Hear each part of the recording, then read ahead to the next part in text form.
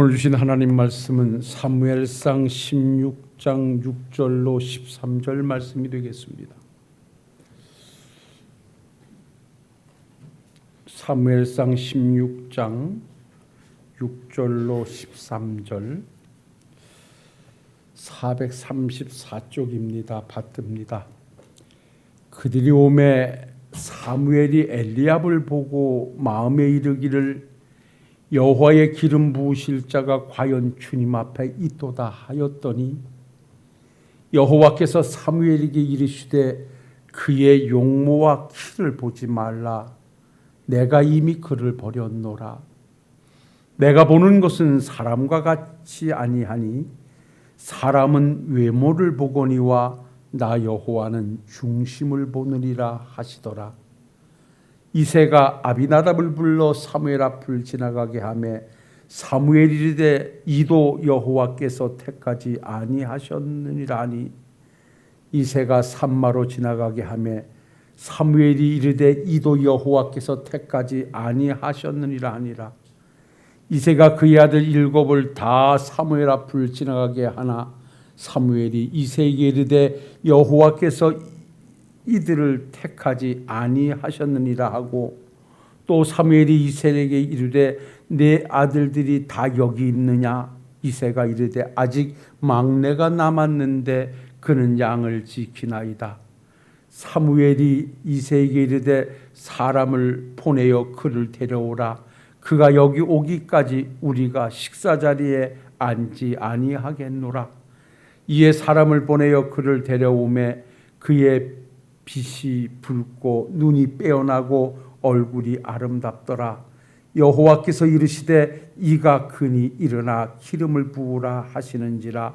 사무엘이 기름 뿔병을 가져다가 그의 형제 중에서 그에게 부었더니 이날 이후로 다윗이 여호와의 영이 크게 감동되니라. 사무엘이 떠나서 라마로 가니라. 아멘.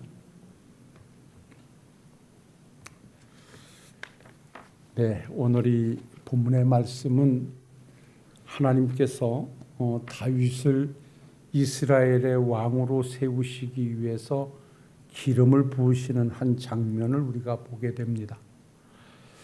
여기에서 우리 하나님께서 다윗에게 기름을 부으시기에 앞서서 그 일을 행하는 사무엘에게 당부하시는 한 말씀이 오늘 말씀의 제목이기도 합니다. 사실 이 말씀을 우리가 보려고 하면 지난주까지 우리가 상고했던 사울의 행적을 우리가 한번 추적해 보면 조금 오늘 하우링이 생깁니다. 조금 볼륨을 좀 줄여주세요.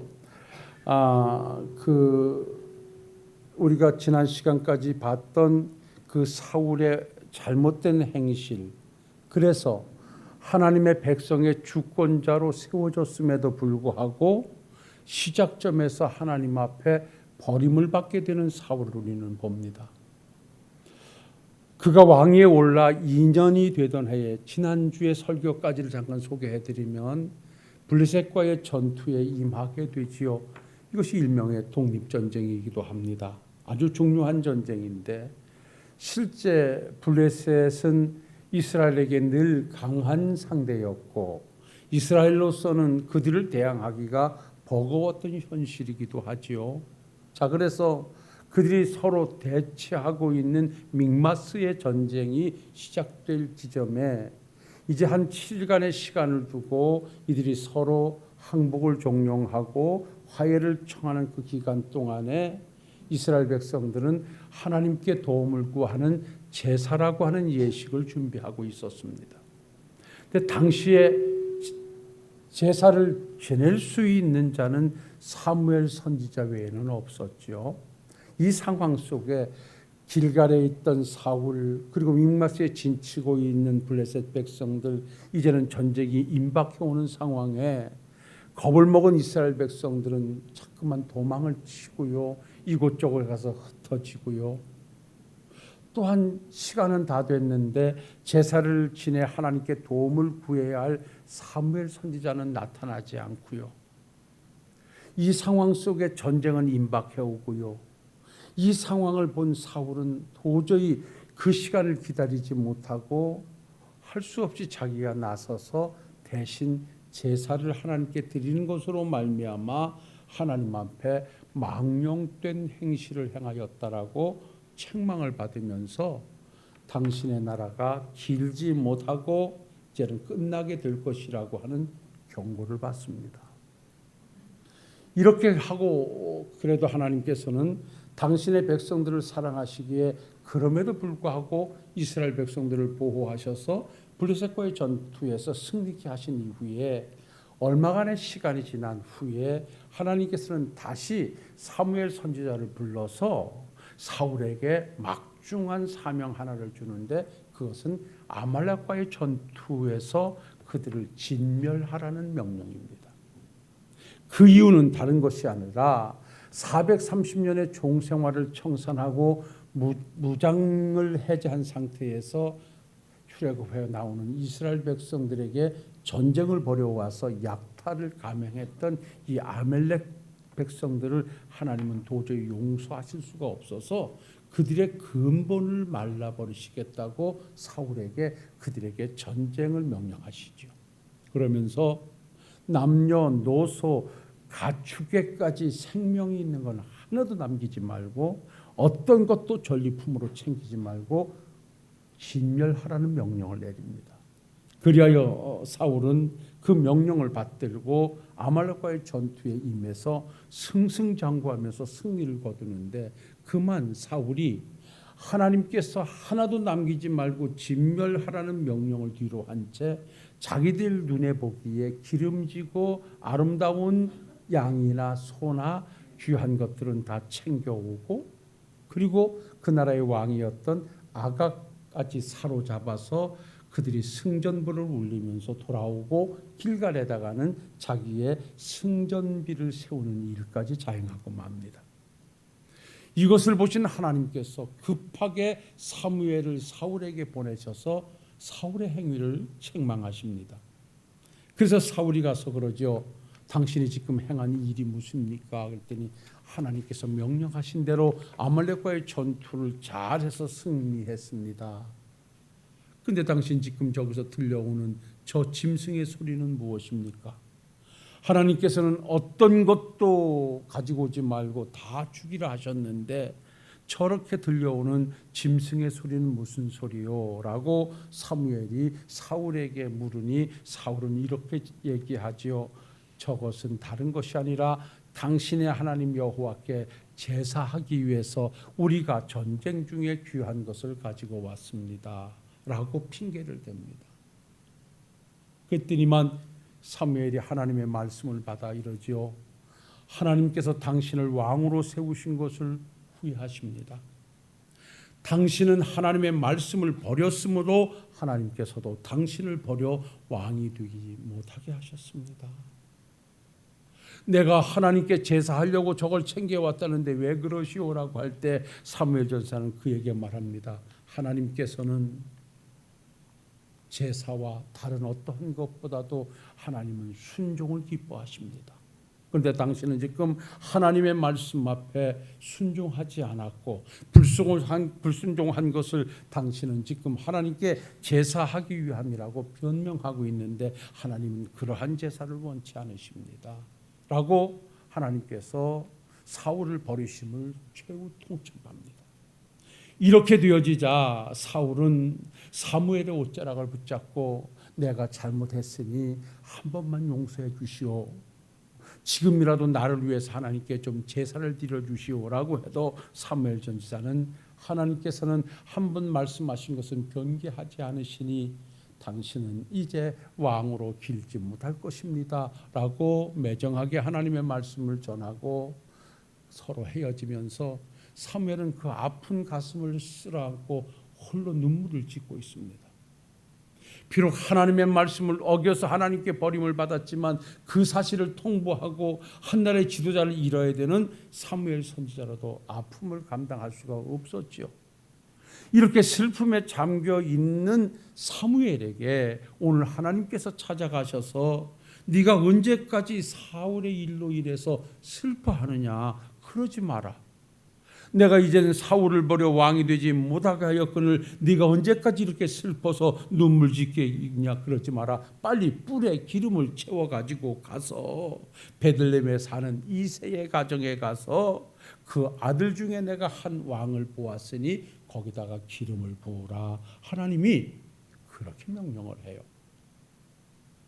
이때 사무엘 선지자는 순간 하나님께 이렇게 말씀을, 하나님 무슨 말씀인지 알겠습니다마는 그 지금 서슬퍼렇게 지금 사울이 하나님에 의해서 버림을 받았지만 아직도 왕인데 내가 지금 뿔에 기름을 채워가지고 이새의 가정에 가서 기름을 붓는다 하면 그가 나를 가만히 놔둘 것이며 그가 이새의 가정을 가만히 놔두겠습니까? 하나님 어떻게 해야 됩니까? 라고 상황을 말씀하자 하나님께서는 내가 알려주는 대로 해라. 너는 암송아지 하나를 끌고 가서 내가 여호와께 제사 드리러 왔다 하고 이새를 제사에 청하라. 그러면 내가 거기서 행할 길을 가르치리라. 하나님이 그렇게 말씀하셔요.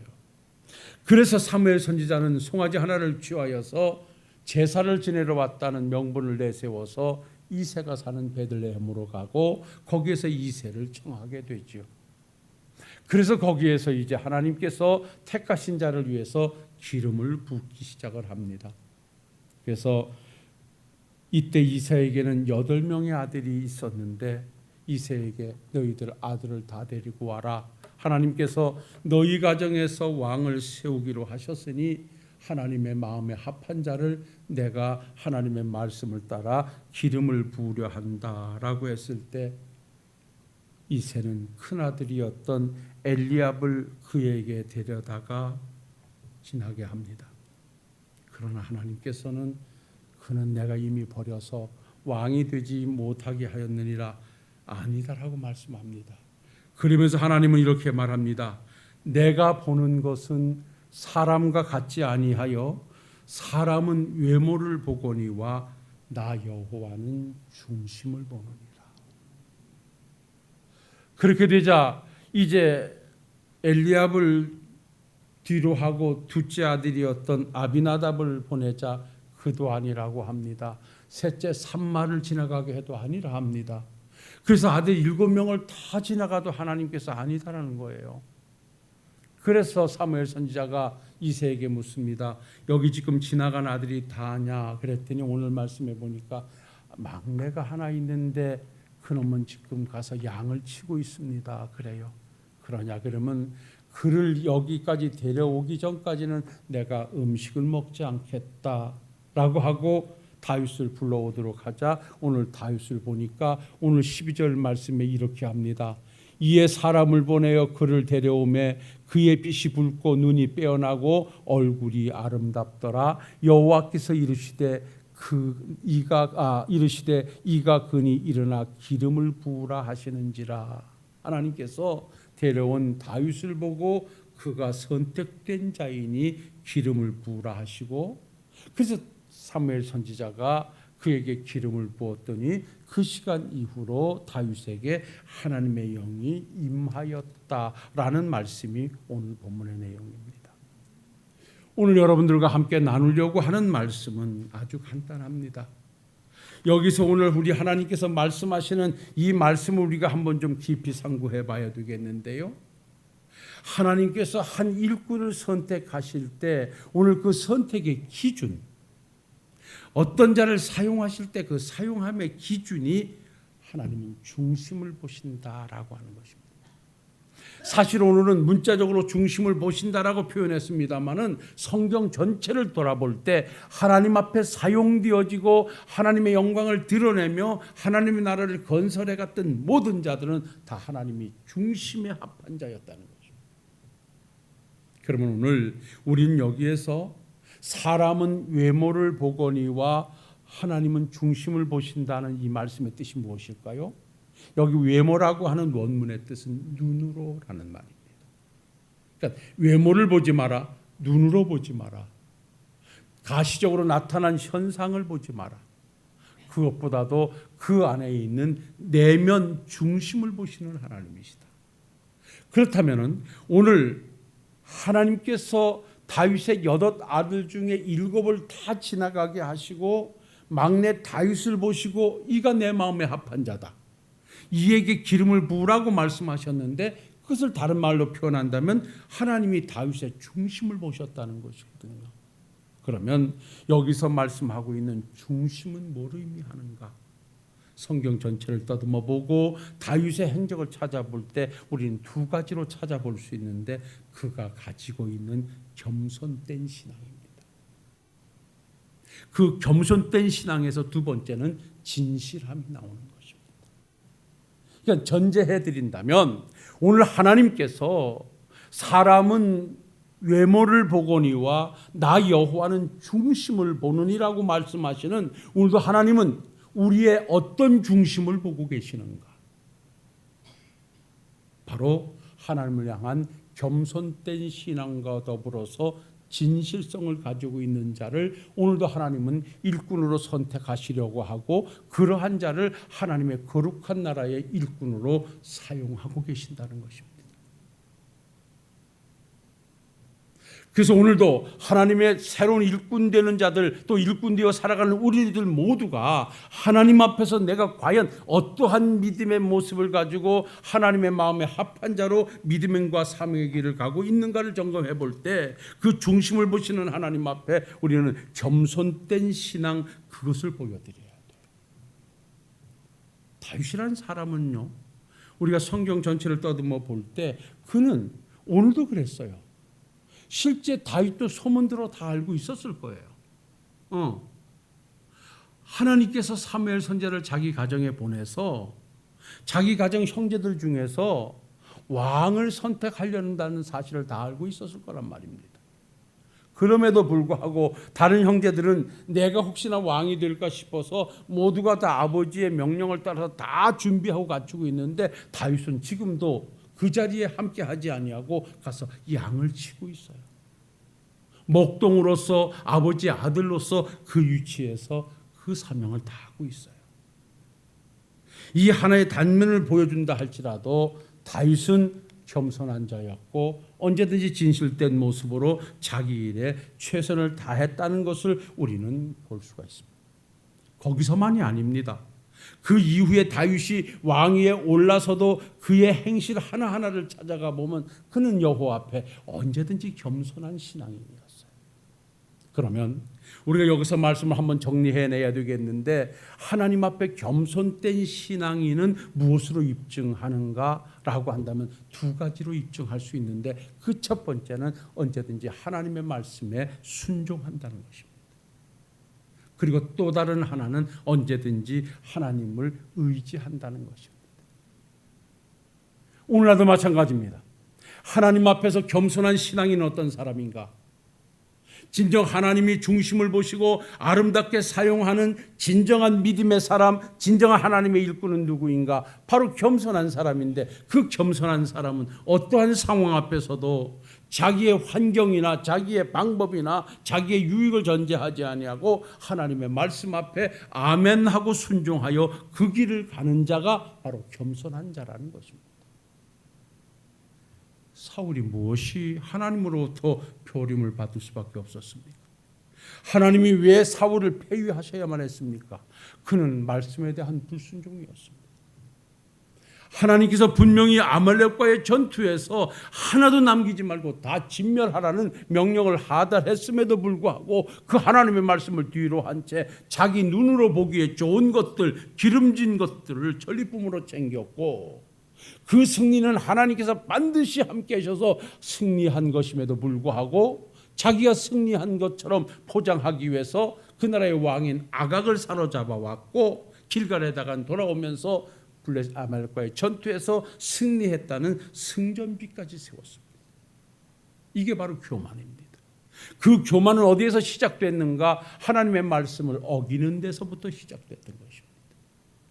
사랑하는 성도 여러분, 오늘도 나는 겸손된 자라고 고백할 수 있다라고 하면 내가 진정 오늘도 하나님의 말씀 안에 머물러 있는가 나를 보셔야 됩니다. 그럴 때 나 중심을 보시는 하나님 앞에 언제나 합당한 자라는 칭찬을 들을 것이고, 그런 자를 통해서 하나님은 오늘도 거룩한 나라를 건설해 간다는 사실을 우리는 기억하셔야 됩니다. 그러니까 우리가 다윗과 사울에게 있어서 확연한 차이는 다른 것 아니에요. 중심을 보시는 자 앞에서 사울은 교만한 자였고 다윗은 겸손한 자였어요. 그러면 사울의 교만은 어디에서 나오는가? 말씀에 대한 불순종이었고 다윗은 말씀에 대한 순종이었어요. 자, 이렇게 하다 보니 말씀에 대한 불순종은 거기서 더 이상 하나님 앞에 신앙적 정진을 가져오지 못합니다. 그런데 다윗은 언제나 하나님의 말씀에 항복하며 순종하는 자세로 겸손된 신앙을 가지고 살다 보니 그는 언제든지 그 앞에 펼쳐지는 상황 앞에는 하나님의 도움을 구하는, 하나님을 의지하는 신앙인으로 변함없이 초질관했어요. 그는 한 나라의 왕이 돼서도 왕이 됐다는 어떤 이 특권이라든지 권위를 가지고 하나님의 말씀을 뒤로 한 적이 없어요. 언제나 하나님 앞에서 어린아이였어요. 전쟁에 한 번에서 승리했다고 해서 다음에 똑같은 방법으로 전쟁에 임하지 않았어요. 하나님 아버지, 지난번에는 하나님께서 매복하여 있다가 나가서 나가 전쟁에 승리했는데 이번에도 저놈들이 똑같이 밀고 오는데 어떻게 할까요? 라고 또 하나님 앞에 물었어요. 그때 하나님 앞에서 하나님, 이번에는 바로 진주에 나가서 저들을 물리치라고 명령해요. 그러니까 이 다윗이라는 사람의 신앙의 여정을 살펴볼 것 같으면 그는 언제든지 하나님 앞에서 하나님의 도움을 구하며 그 길로 전진해갔고 하나님의 도움을 구하며 그 사명을 감당했고 그러기 위해서는 항상 하나님의 말씀에 순종하며 그 길을 갔던 겸손된 자였다. 그래서 하나님은 다윗을 가리켜 내 마음에 합한 자라고 말씀하셨고 더 나아가서는 그를 가리켜서 하나님은 겸손된 자라고 중심을 보시는 하나님을 말씀했던 것입니다. 사랑하는 성도 여러분, 오늘 과연 나의 신앙은 어디에 있습니까? 과연 하나님께서 내 중심을 보실 때 뭐라 말씀하실까요? 사울처럼 상황 논리에 빠져서 말씀을 뒤로 하는 자기를 드러내는 교만한 모습이 내게 있지는 않는가? 아니면 철저하게 나 자신을 낮추고 하나님의 말씀을 따라 사는 겸손된 신앙의 모습, 순종의 모습이 내게 있는가 살피셔서 언제든지 중심을 보시는 하나님 앞에 여러분들이 아름다운 겸손을 보여드리시는 우리 성도님들이 되시기를 주님의 이름으로 축원합니다. 그리고 여러분이 여기서 하나 덧붙인다면요, 이러한 순종이라고 하는 겸손된 신앙에는 진실성이 따르게 되어 있습니다. 핑계대지 않습니다. 여러분요, 여기 진실이라는 말의 또 다른 말은 핑계라는 말입니다. 여러분 사울을 보십시오. 그는 모든 말씀을 범한 그 뒤에 왜 그렇겠냐라고 물으면 이것 때문이라고 그럽니다. 예? 자, 아말렉과의 전투에서 하나님이 다 진멸하라는 말씀을 주셨음에도 불구하고 전리품을 챙겨왔을 때 1차적으로 당신 왜 이렇게 했어? 이 소리가 뭐요라고 물었더니 거기서 죄송합니다. 내가 그냥 어찌하다 보니까 욕심이 생겼습니다.